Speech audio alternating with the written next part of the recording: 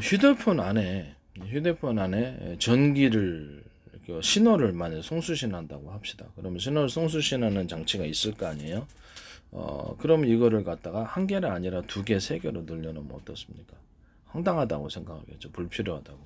그러나 필요하실 때가 있습니다. 이 방식으로 이제 신호선이 하나가 아니라 송수신은 두 개로 만들어, 세 개로 아까 다중으로 만들어 놓으면 이건 이제 그 방식은 제 스마트폰 방식이 되겠습니다. 필요할 때가 있어요. 그럼 만약에 워키토키 방식이다. 워키토키 무선 송수신을 한다. 무선 통신을 한다.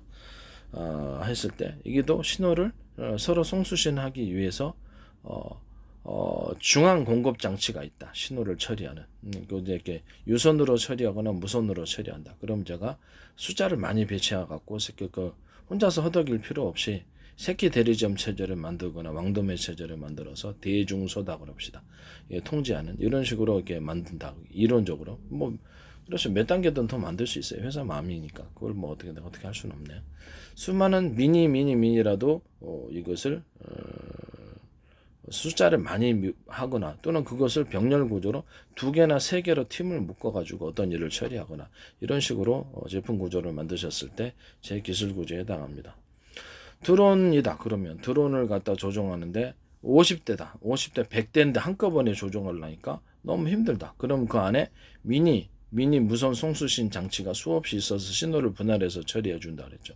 그래서 다시 내가 그 중앙 무선 전체 통제기를 노트북에 꼽으면 채팅 방식으로 1번부터 50번, 2번부터 100번까지의 드론을 조종할 수 있다라고 얘기를 했어요. 거기에 들어온 영상을 채팅 방식으로 보거나 그런 식으로 할 때 많이 그 신호를 송수신하는 장치를 숫자를 많이 해야 되겠습니까? 적게 해야 되겠습니까?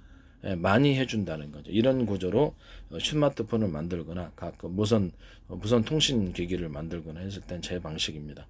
유성 같은 데다 그러면 유성 같은 데도 뭐 유성이나 아니면 어떤 비행체 송수신한다. 전파를 하나 갖고 달랑하면 문제가 있을 때가 있겠죠. 그 고장 나면 어떻게 해요? 고장 나면 완전히 큰일 나는 거죠. 거기서 이제 그 부분을 내가 만약에 위성에다가 하나의 군사 위성을 쐈다. 통신 위성을 쐈다. 그러면 거기다가 신호를 송수신할 수 있는 휴대폰 50개를 같이 올려놓으면 각각 전화를 걸 수 있는 거죠. 이런 식으로 각각 무선 송수신을 할 수 있게끔 만들면 제 기술 구조에 해당한다는 것을 말씀을 드립니다. 하나 고장 날 때가 있거든요.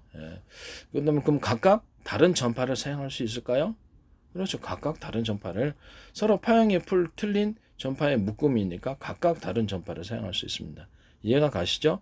그러면 그 안에서 군사 이송 안에 새끼 그러니까 일을 처리해주는 신호를 송수신하는 이런 장치가 이렇게 많이 있고 그것이 각각 숫자를 50개다 100개다 늘려놓을 막 숫자를 엄청나게 늘려놓을 수도 있겠네요. 당연히 그렇습니다. 네, 그런 식으로 해가지고 수많은 전파를 갖다가 각 목적별로 사용할 수 있다는 것을 말씀을 드립니다. 이런 식으로 군사 예성이나 아니면 서로 무선 통신 체계를 만들거나 또는 유선 통신 체계를 만들더라도 제 기술 구조에 해당한다는 것을 말씀드립니다. 숫자를 많이 배치를 하는 거예요. 각각 다른 파형으로 한다. 또는 유선으로 만들지라도 이 방식은 제 방식이라는 것을 말씀을 드립니다. 제 기술 구조라는 뜻이죠. 군사 위성 아니면 하늘에 비행기하고 송수신할 때도 그래서 뭐 완전히 갖고 다니면서 송신을 할 수도 있겠네요.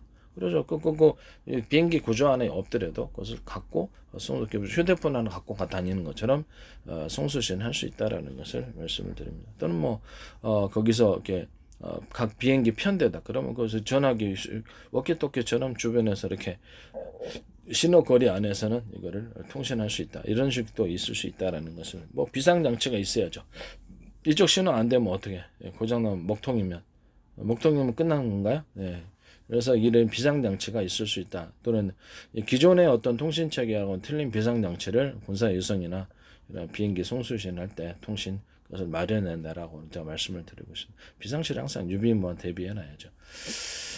그 다음에 어떻든 신호를 송수신하는 구조를 스마트폰이다 아니면 컴퓨터다 어디서나 이렇게 하나가 아니라 여러 개를 놔가지고 신호를 송수신하고 통신하는 이런 기술 구조, 그것이 유선이 됐든 무선이 됐든 이것은 제 기술 구조에 해당한다는 것을 말씀을 드립니다. 그다음에